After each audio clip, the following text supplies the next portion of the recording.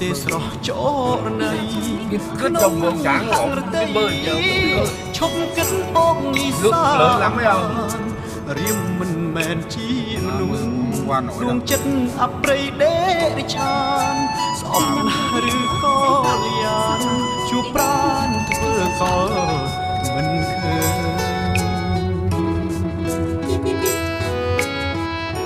ញ មេឃដីនឹងសាមុនដេញអ្នកនៅប្រងើ